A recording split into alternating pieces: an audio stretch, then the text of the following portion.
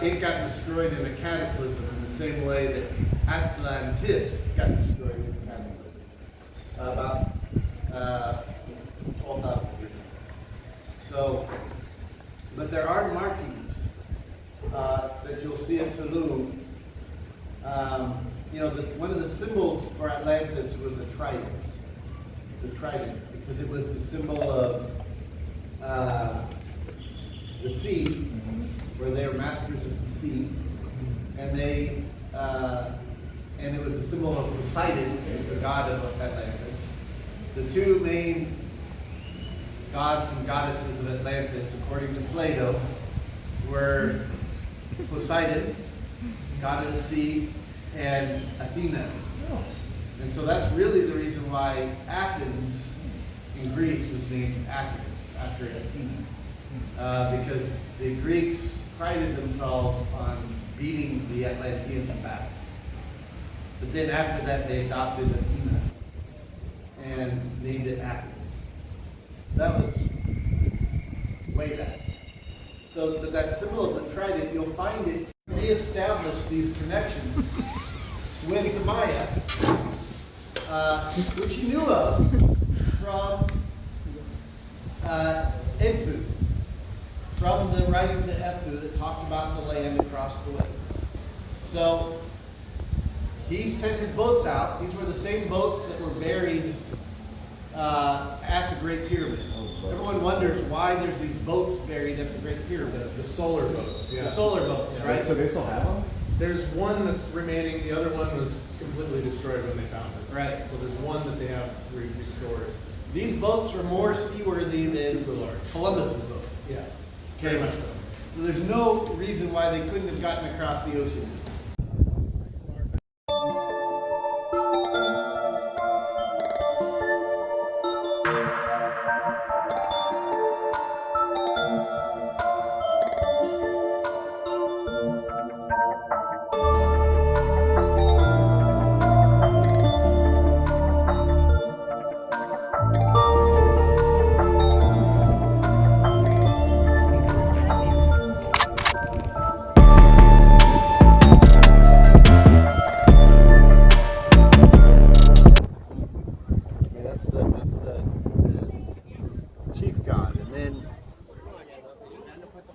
Below them, there's a pantheon of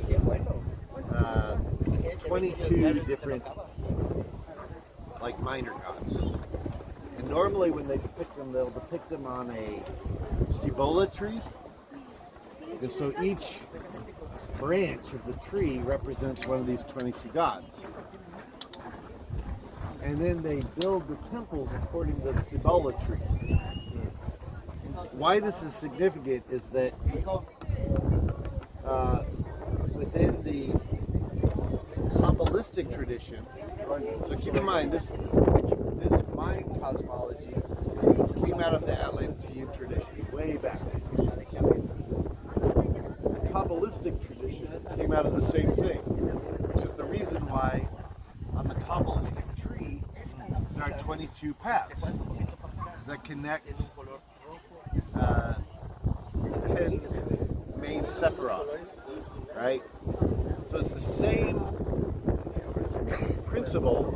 It's just this is focusing on the branches, the 22 branches, as opposed to the standard Kabbalistic tradition that has the 22 paths, but there's focusing more on the attributes with the Sephiroth. And the 22 paths. Correct. And then the 22 characters in the row. Correct. So, but when they built these temples, they were based on the building of the Cibola tree. You know, it was based on a Cibola tree, which was the tree of life in the Mayan tradition. In the Kabbalistic tradition, the tree of Solomon's temple was also built based on this tree, this Kabbalistic tree. So it's the same philosophy, the same number patterns associated with the tree. And to this day, the Mayan will extract the inner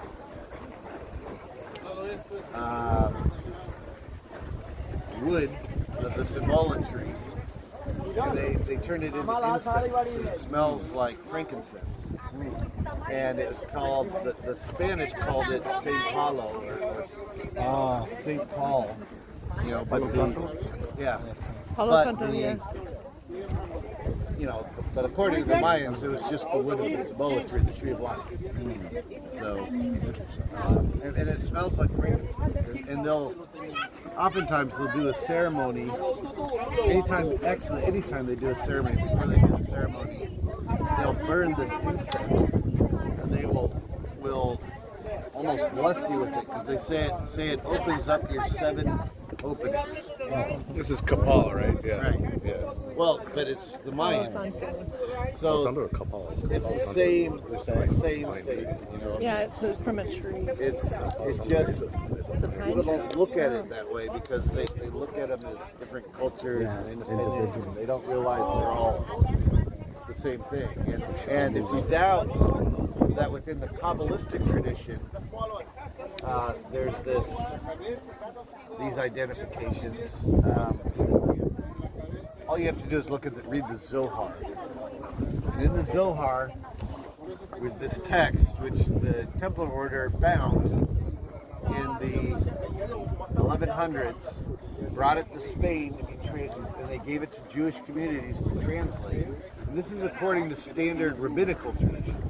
So the Templar tradition, the rabbi tradition, is that the Zohar was found, it was brought to Spain, it was added to, but the initial texts talk about things like how the earth is round, how there's 7 continents, how there's one continent where no one lives, how while it's light in some areas, it's dark in others, that there's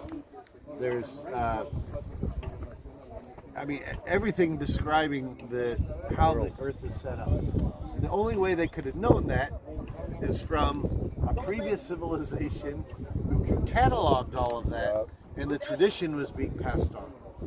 So it's the fact that we find the same cosmology and the same idea of the tree of life and the number of branches as we find in both traditions, since they suggest that both traditions inherited this knowledge from the same source, and that it got its own cultural spin put on it, of course, for the regions, but at the root of it, the bones of it, it's the same tradition. Right? This is where the word nature comes from.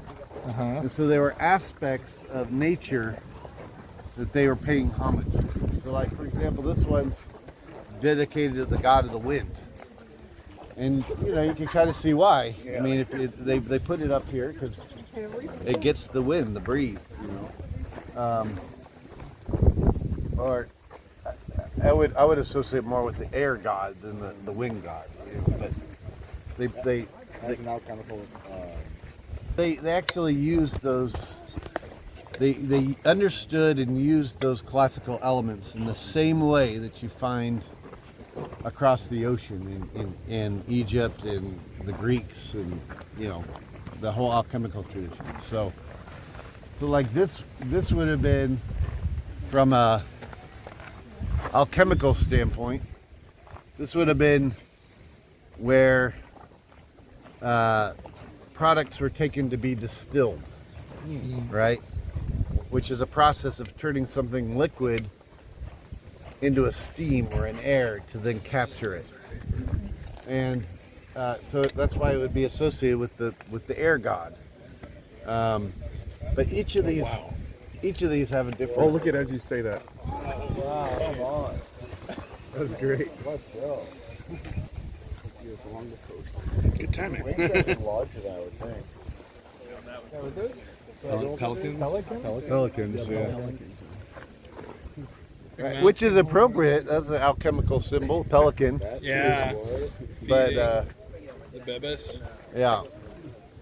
So anyhow, you just kind of keep that in mind as you're going to these different areas.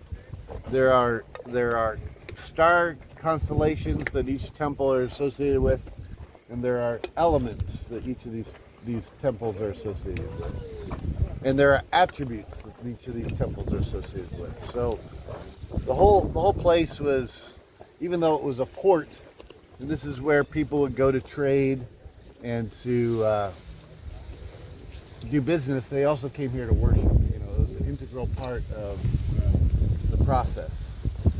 So yeah, we'll keep going around this. All right. And you find this exact same cosmology again within the Kabbalistic tradition and within the Templar tradition, where this continues to be preserved in rituals. This idea, walking between. Except that's a little more phallic. Yeah, it's true.